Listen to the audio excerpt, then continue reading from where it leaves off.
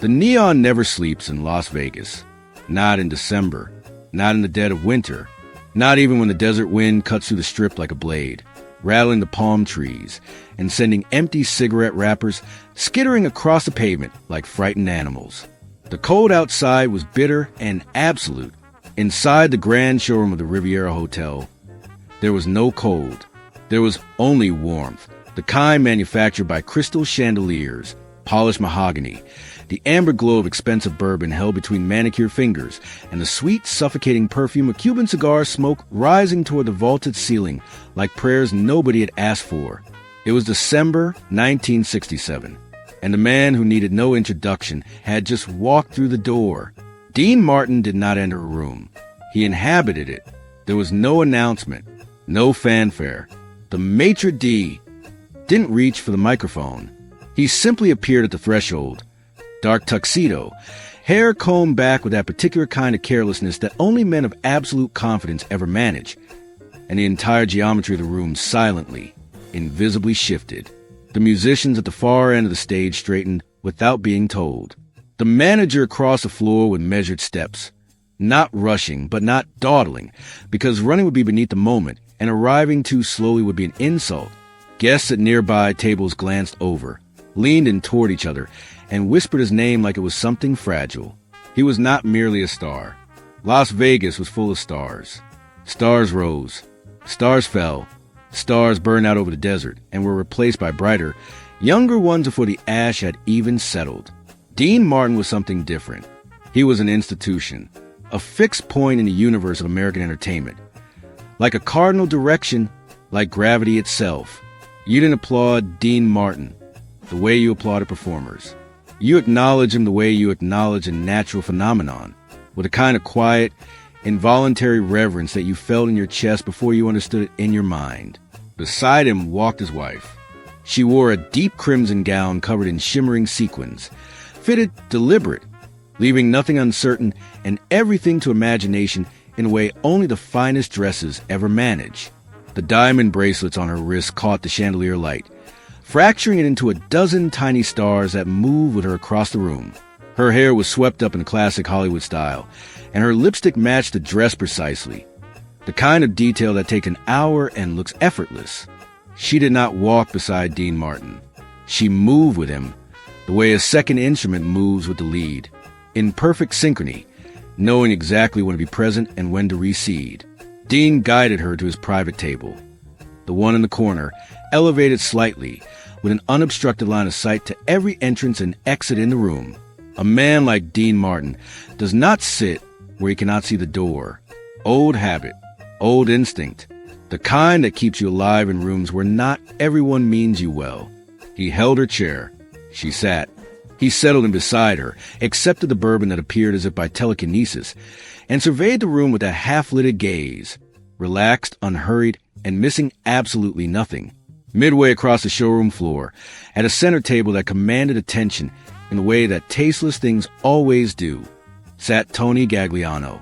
He was enormous, 350 pounds pressed into a suit that had not been designed for 350 pounds. The jacket straining at the shoulders, the collar biting into the thick roll of his neck. He had the kind of face that looked like it had been broken and reset several times, and the kind of eyes that suggested he hadn't learned anything from the experience.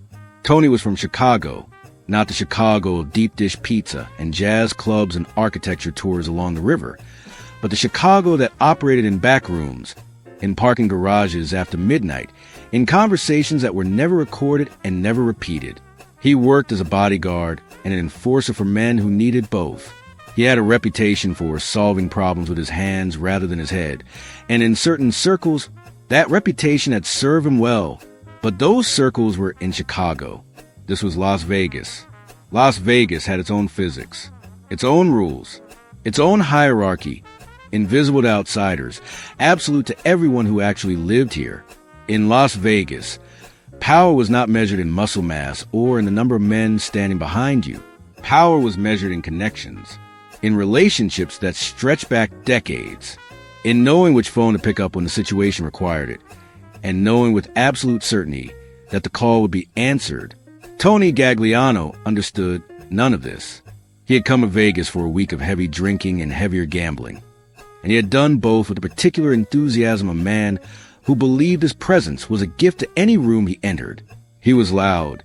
He was boisterous. His laugh, a braying back-of-the-throat explosion, erupted at irregular intervals, drawing glances from nearby tables and winces from anyone within 20 feet. Tony felt powerful tonight. He had no idea how badly he was about to miscalculate. The show had been running for 40 minutes.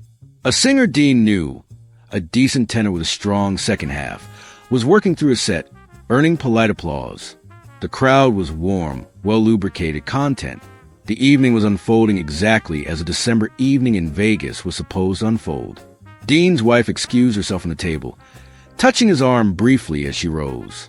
She moved through the showroom with the self-possession of a woman who had spent 20 years at the center of rooms exactly like this one. Her path took her past the bar, past the edge of the stage, past the center section where Tony Gagliano's table sat like a weather system, noisy, volatile, occupying more atmospheric pressure than it was entitled to. Tony watched her approach from the moment she stood up. He said something to his crew. They laughed. He stood. He reached her before she had passed his table. He did not step aside.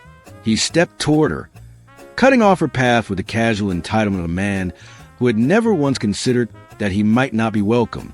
He said something. She smiled the way women smile when they are navigating a situation they did not create and cannot immediately escape. Controlled, pleasant, carrying no warmth whatsoever. He said something else.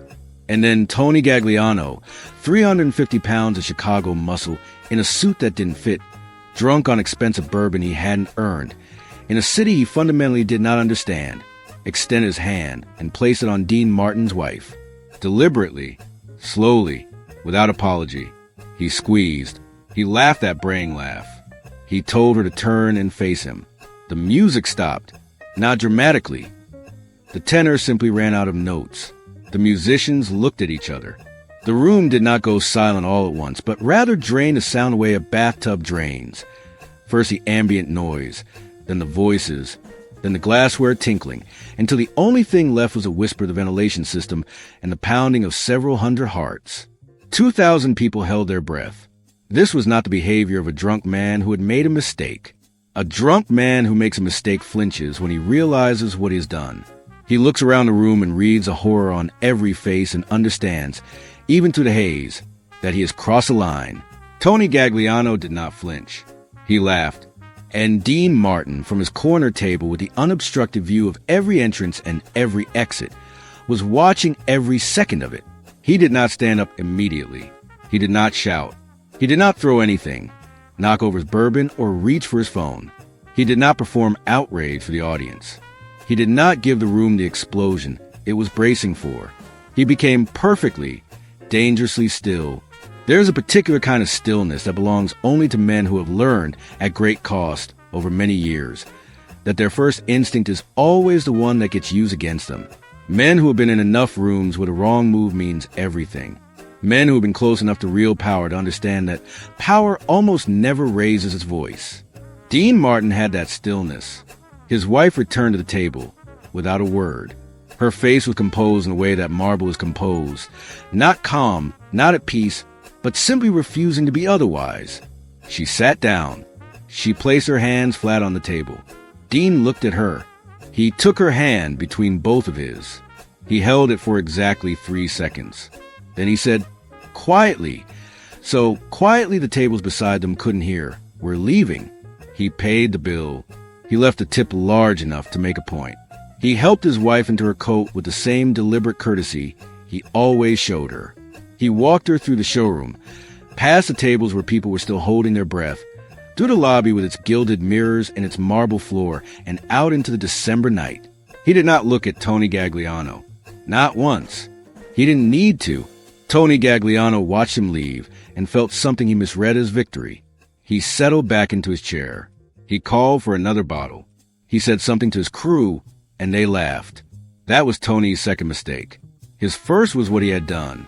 His second was believing that Dean Martin's silence meant the matter was finished. Dean drove his wife home to the house in the hills above the Strip, the one with a view of the entire city laid out below like a circuit board on fire. He held her hand across the center console. He did not speak about what had happened. He did not need to. At the house, he helped her inside. He poured her a glass of wine she didn't ask for and set it on the kitchen counter. Without ceremony, he kissed her forehead. He told her he had business to finish. She looked at him. She knew, in the way that women who have spent 20 years with a man always know, exactly what that meant. She didn't try to stop him. Some things cannot be left unfinished. Some lines, once crossed, define everything that comes after. She had been married to Dean Martin long enough to understand that there are men for whom dignity is not negotiable. Not their own and not their wife's. Not ever. Not for any price. He walked back to the car. He did not call the police.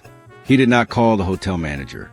He did not engage a lawyer or file a complaint or take any of the soft, institutional routes that respectable people are supposed to take when something like this happens.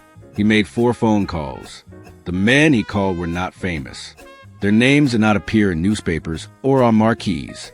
They were the kind of men who existed in the margins of the Vegas world, connected to everything, credited with nothing, present when necessary, and invisible the rest of the time. Men who had known Dean for decades. Men whose loyalty was not the purchased kind. He told them what had happened. He told them what he needed. He told them when. Then he drove back toward the Strip. Tony left the Riviera at 2:17 in the morning. He was considerably drunker than he had been when Dean left. He had the particular swagger of a man who had misbehaved in public and suffered no consequences.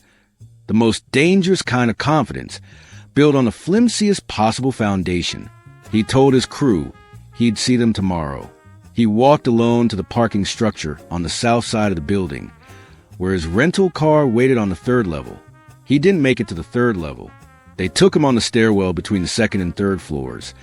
3 men moving with the practiced efficiency of people who had done this kind of thing before and learned from every previous occasion.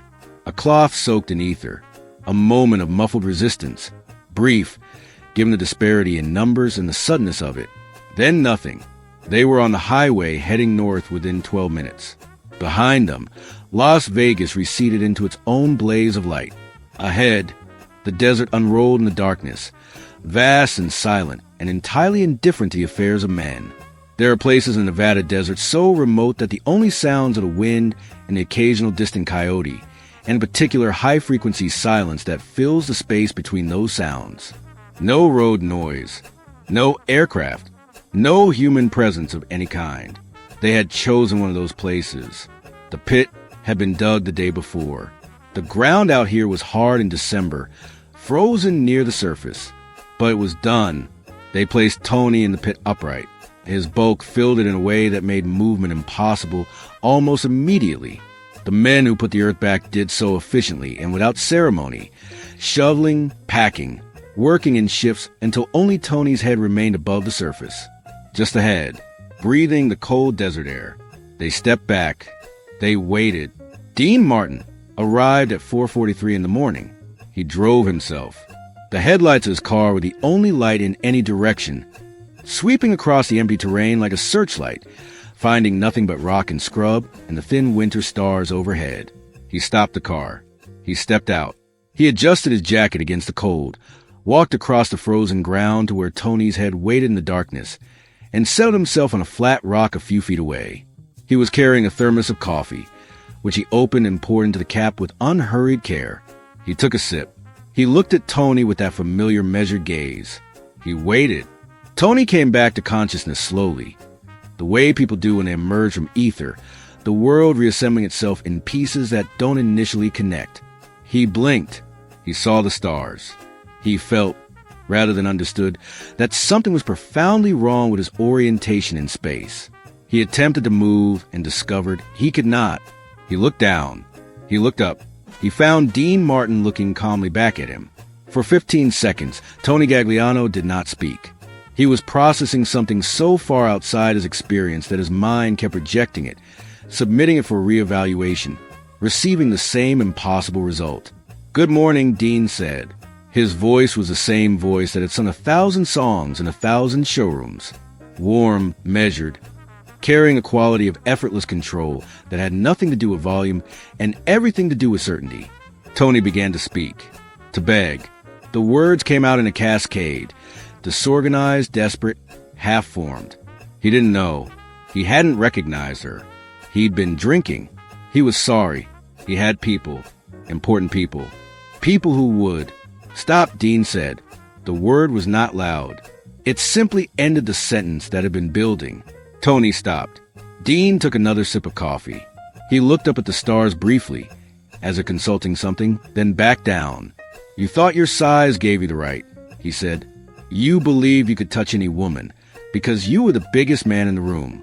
You spent your whole life believing that your size was power, that it protected you, that it exempted you. He paused. But you chose the wrong room. Tony's breath was coming in short, visible bursts in the cold air.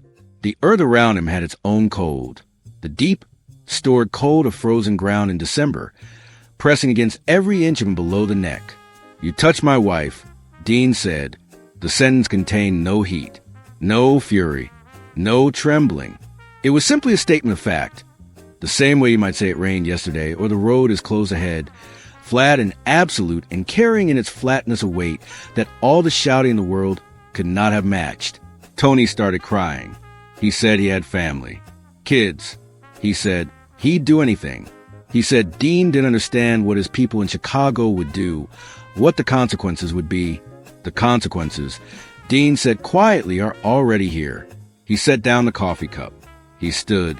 He walked slowly around the perimeter of the pit, looking at Tony from different angles with the patient curiosity of someone studying something interesting. Then he crouched down to eye level. I'm going to explain something to you, he said, not because I think you deserve an explanation, but because I want you to understand exactly what is happening to you and why. He let that land. I'm going to leave in a few minutes. When I leave, you're going to remain here. The cold is going to do what the cold does. It starts with a shivering, your body's attempt to generate heat. That phase will last a while. Then the shivering stops because the muscles are exhausted. Then your heartbeat slows. Then your thinking slows. Then you become very, very sleepy. And then the sleep takes you somewhere you don't come back from. Tony was making sounds that weren't words. You asked me if I know what your people in Chicago will do. Dean continued. I do know they will be angry. They may make noise. And then they will quietly let this go. Because the alternative is explaining to the world that one of their men came to Las Vegas and publicly violated the wife of Dean Martin in front of 2,000 witnesses. And that the response to that violation was to do nothing. He tilted his head slightly. Which version of that story works for them? Tony had stopped making sounds. You thought you were heavy, Dean said, and for the first time, something that was almost amusement moved across his face. Cold, precise, without warmth. But the earth is always heavier. He straightened. He picked up the thermos. He walked to his car. He did not look back. The truck returned 3 hours after Dean drove away. This was always the plan. The plan had never been death. The plan had been something more considered than death, more instructive, more lasting. The kind of experience that rewrites a person at the cellular level. The kind of experience that gets told and retold in whispers and back rooms in Chicago for the next 20 years. A dead man tells no one anything. A man who went to Las Vegas, touched the wrong woman, and spent the night buried to his neck in the Nevada desert in December. That man tells everyone. And he does it in a whisper, which is the most effective volume there is. They dug Tony Gagliano out of the ground just before sunrise. He was hypothermic. He was incoherent. He recovered physically. He never again was a man who had walked into the Riviera Hotel that December evening believing himself invincible. That man was buried in the Nevada desert. What emerged was someone much smaller. In Chicago, Tony Gagliano's name was quietly moved to a different category. Not eliminated, not punished officially, simply reassigned to smaller rooms, to quieter jobs, to the kind of work that doesn't bring a man into contact with people whose responses he cannot predict or absorb. His career had effectively ended in a pit in the Nevada desert, several hours before sunrise, while Dean Martin drove back toward the lights of Las Vegas with the window cracked slightly against the cold. Word travels differently in Las Vegas than it does in other cities. Las Vegas is a city built on observation.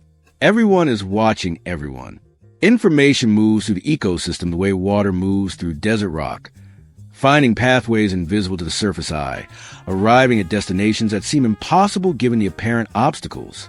By the time Tony Gagliano landed in Chicago, every significant figure in Las Vegas's entertainment world had already received a version of what had happened. Not the full version, not the precise version, but enough to understand that Dean Martin, the same Dean Martin who smiled his way through 1,000 televised evenings, had demonstrated with characteristic precision and absolutely no ambiguity where his boundaries were. The lesson was not taught with violence. Violence leaves evidence. Violence involves police and lawyers and newspapers and the grinding machinery of official consequence. Violence is chaotic and expensive and often counterproductive. What Dean Martin had done was something more elegant. He had arranged for a man to spend the most terrifying night of his life in a hole in the ground, thinking it was the last night of his life, and then send him home, alive, to carry the story. In the weeks that followed, several conversations in Las Vegas changed their tone.